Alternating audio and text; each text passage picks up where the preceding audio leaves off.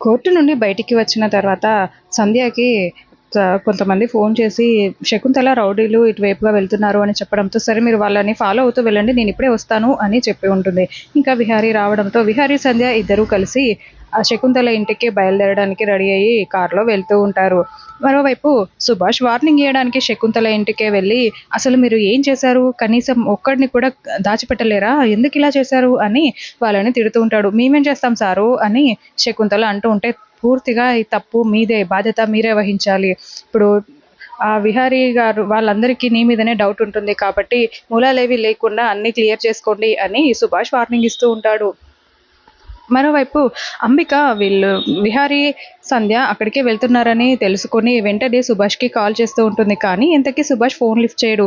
అయ్యో! ఏంటి Subhash phone lift చేయట్లేదే ఇప్పుడెలా అని అంబిక మళ్ళీ మళ్ళీ కాల్ ట్రై చేస్తూనే ఉంటుంది.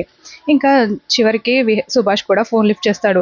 హలో సుభాష్ అని అంటూ ఉంటే చెప్పు అంబిక ఇక్కడే ఉన్నాను శకుంతల దగ్గర అని సుభాష్ చెప్తూ ఉంటాడు. నువ్వు వెంటనే అక్కడి నుంచి బయటికి వెళ్ళు. ఆ సంధ్య, విహరి అక్కడికే వస్తున్నారు శకుంతలకి వార్నింగ్ ఇవ్వడానికి అని చెప్పడంతో ఇంకా సుభాష్ ఏం చేయాలా అని చాలా టెన్షన్ పడుతూ ఉంటాడు. అప్పుడే విహారీ కారు వచ్చి శకుంతల ఇంటి ముందు ఆగి ఉంటుంది. ఇంకా సంధ్య, విహారీ ఇద్దరు వచ్చి డోర్‌ని తన్నడంతో డోర్ ఓపెన్ అయిపోతుంది.